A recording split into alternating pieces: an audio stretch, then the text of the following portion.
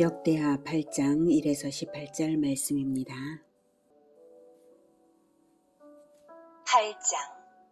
솔로몬이 여호와의 전과 자기의 궁궐을 20년 동안에 건축하기를 마치고 후람이 솔로몬에게 되돌려준 성읍들을 솔로몬이 건축하여 이스라엘 자손에게 거기에 거주하게 하니라.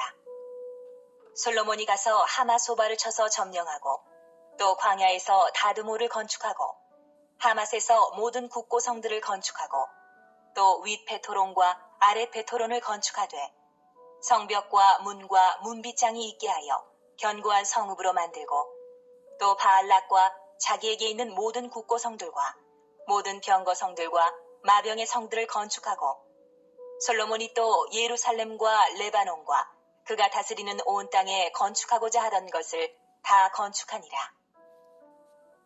사랑하는 형제 여러분, 12월 12일 월요일 저녁 묵상에 오신 것을 환영합니다. 7장에서는 성전 낙성식 후 하나님께서 솔로몬에게 주신 성전 언약을 보았습니다. 이제 솔로몬은 언약을 이어받은 다윗 왕조의 선난 후계자로서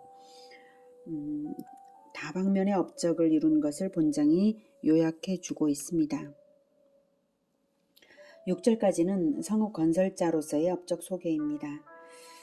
이런 모든 다방면의 업적과 번영이 7장에서 있었던 하나님의 이제 언약의 결과라고 볼 수가 있겠죠.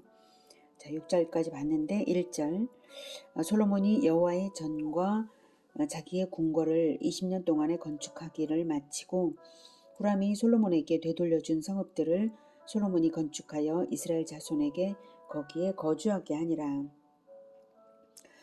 주전 9세기의 고대 배경을 생각할 때의 대건축 사역은 위대한 통치력의 결정적인 증거입니다.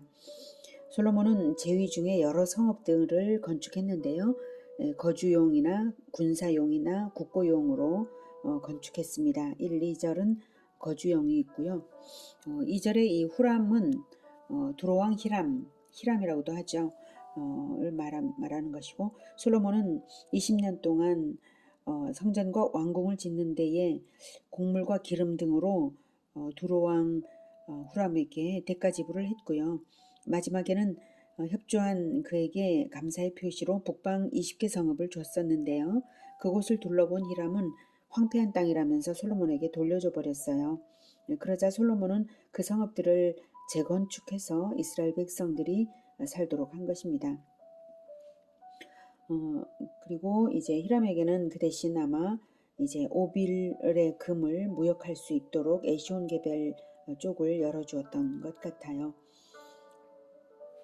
3, 4절 솔로몬이 가서 하맛 소바를 쳐서 점령하고 또 광야에서 다드모를 건축하고 하맛에서 모든 국고성들을 건축하고 광야는 수리아 사막을 말하고요. 다드몰은 사막의 오아시스 지역에 세워진 성읍입니다.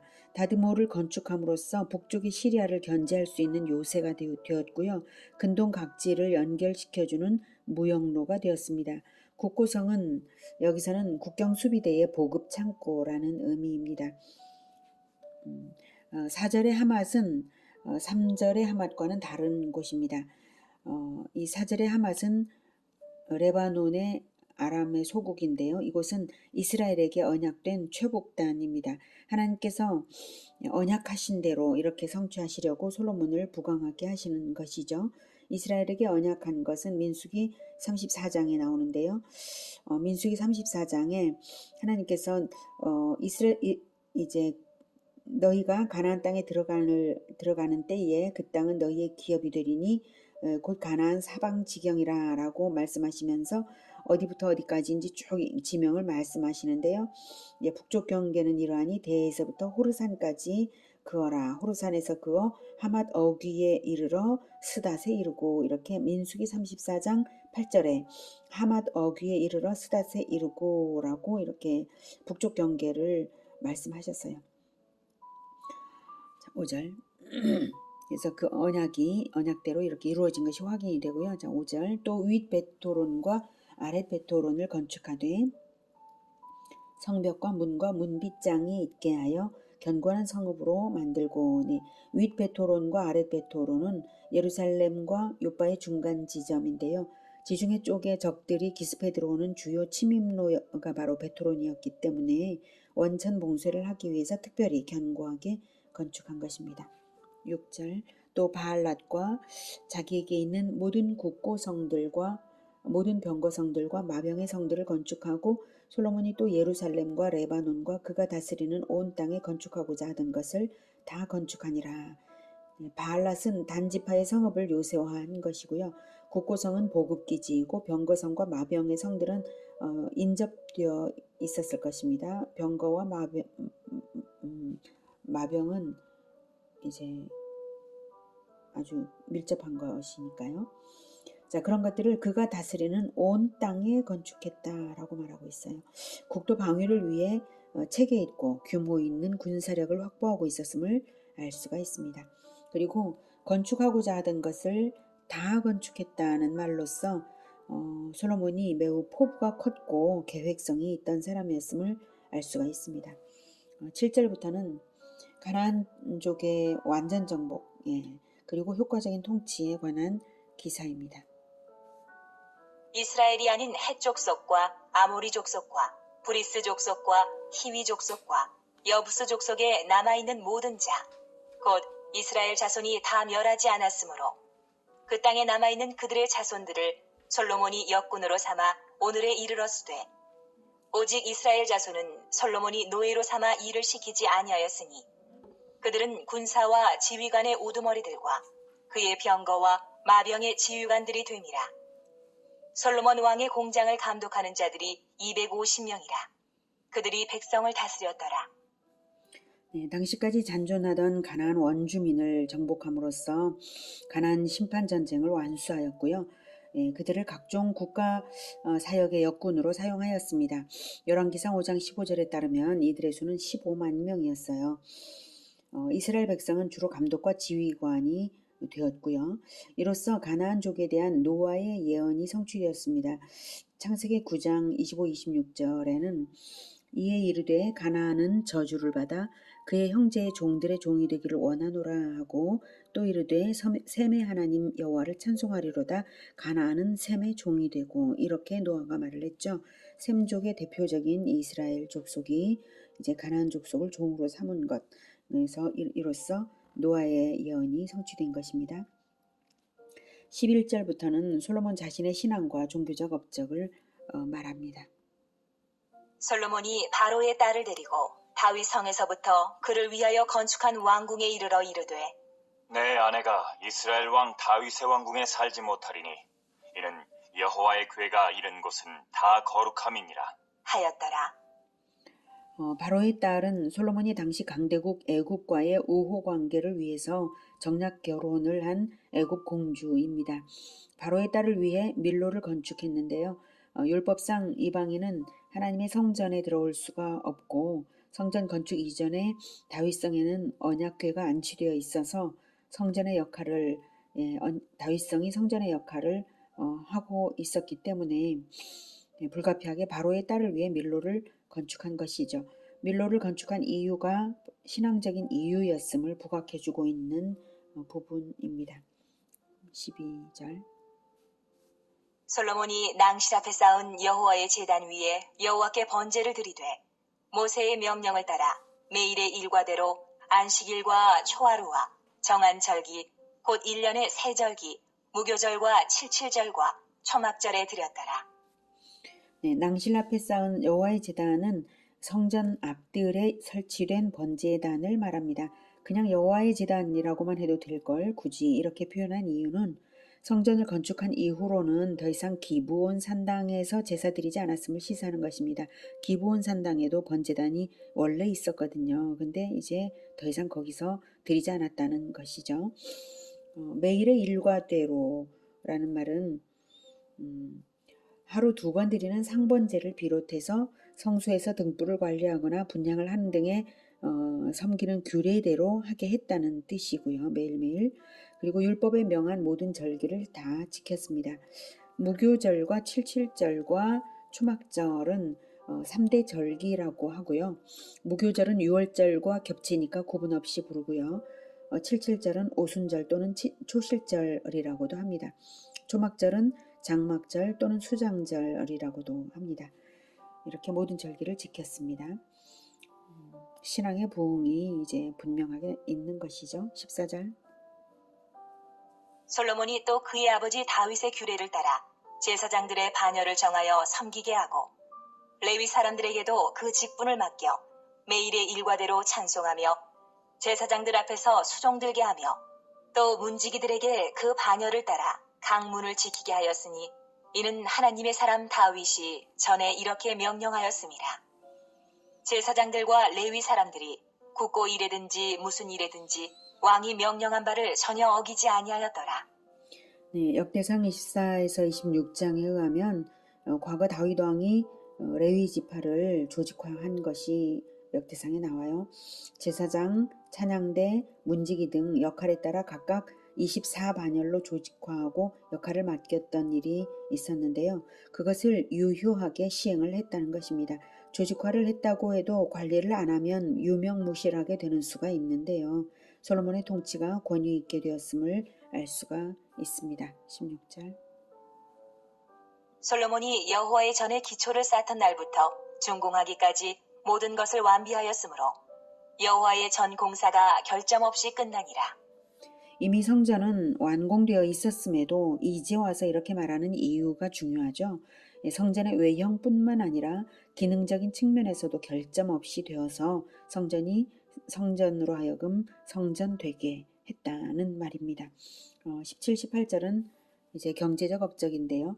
이스라엘 역사상 유례없는 해상무역으로서 경제대국을 이루었습니다. 그때의 솔로몬이 에돔 땅의 바닷가 에시온 게벨과 엘롯에 이르렀더니 후람이 그의 신복들에게 부탁하여 배와 바닷길을 아는 종들을 보내매 그들이 솔로몬의 종들과 함께 오빌에 이르러 거기서 금 450달란트를 얻어 솔로몬 왕에게로 가져왔더라. 네, 에돔 땅의 바닷가 에시온 게벨과 엘롯은 서로 인접한 아카바만의 항구 도시들입니다. 이곳을 무역 통상의 거점으로 삼았습니다. 에시온 게벨이 여기인데요. 이게 아카바만이고요.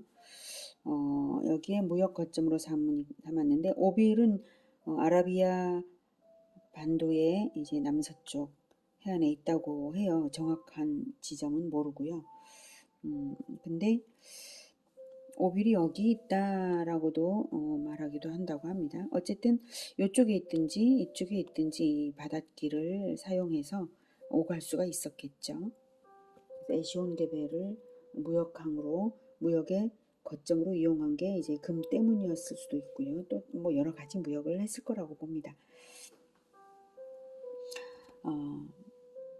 도로왕 후람은 성전 건축의 감사 예물로 이스라엘 북부 20개 성읍은 받지 않았지만 대신 금의 무역을 통해 이득을 얻은 것 같아요. 이렇게 역대기는 솔로몬의 통치를 다양한 측면에서 긍정적으로 기술했습니다. 사실 솔로몬이 큰 업적 못지않게 사후에 왕국 분열의 원인이 되는 잘못을 솔로몬이 저지른 것이 사실이지만 역대기 기자는 그런 것들을 모두 생략하고 다윗 언약의 상속자로서 여호와 신앙에 성실하여서 큰 번영과 평화를 가져온 민족의 위대한 조상으로 부각시키고 있습니다. 우리는 조금 더 큰 안목으로 읽어야 되겠죠. 7장과 8장을 이어서 생각해 볼 때 하나님의 언약이 있음으로써 비로소 그 언약대로 실행하시는 하나님으로 말미암아 이러한 번영과 평화가 있는 것이지 솔로몬이 잘했다고 해서 그런 것은 아닐 것입니다. 그리고 이렇게 기록을 하는 이 역대기의 관점은 바벨론 포로 귀환 시대였잖아요. 그 절박한 상황에서 번영의 원동력이 바로 여호와 신앙이었던 점을 강조하고자 해서였습니다. 오늘은 성전 제사 제도의 체계적 조직적 수행에 정착이 된 후에야 비로소 성전 건축을 완수했다고 말한 본질적 관점에서 우리가 배워야 할 것입니다. 교회의 형식적 시스템이 견실한 것은 물론 중요하겠지만 진정으로 중요한 것은 하나님의 뜻을 섬겨드리는 참된 예배가 삶에 정착될 때에 우리는 진정한 성전으로 세워져 가는 것입니다. 하나님께서 그렇게 하시는 것입니다. 언약대로요. 또한 잊지 말아야 할 것은 솔로몬의 번영이 신앙적 바탕에서 세워 올린 것이었다 할지라도 그 솔로몬 시대조차도 그 평화와 번영은 일시적인 것이었습니다. 신앙이 변질될 때 모든 외적 시스템도 무너져가는 것이죠. 솔로몬으로 예표되는 진정한 평화의 왕 예수 그리스도께서 세우실 천국에서만 진정한 평화와 영원한 평화와 풍요가 있을 것입니다. 번영한 시대를 살고 있는 우리는 더 이상 이 땅에서뿐인 번영을 목적으로 살지 말고 오직 영원한 번영과 평화를 비전으로 품고 우리 주 예수님을 따라서 성전으로 세워져 가야 하겠습니다. 기도하겠습니다. 하나님, 솔로몬의 모든 번영과 평화가 어디에서 왔겠습니까? 오직 언약을 주시는 하나님께서 언약대로 하시는 것일 뿐입니다. 우리에게도 또한 하나님께서 놀라운 언약을 주신 걸 감사합니다. 하늘과 땅의 모든 권세를 가지신 예수님께서 세상 끝까지 끝날까지 우리와 함께 하신다고 하셨으니 우리가 복음과 제자와의 길을 성실하게 따라가면서 주님께서 주시는 대로 평화와 번영을 누리며 살고 또한 그 생명의 열매가 충만한 것을 하나님께 올려드려 하나님께 영광이 되게 하고 싶습니다. 주님, 우리를 사용하셔서 번성하고 번영하고 평화롭게 하여 주시옵소서. 예수 그리스도 이름으로 기도드립니다. 아멘. 이어지는 시간은 개인 기도 시간입니다.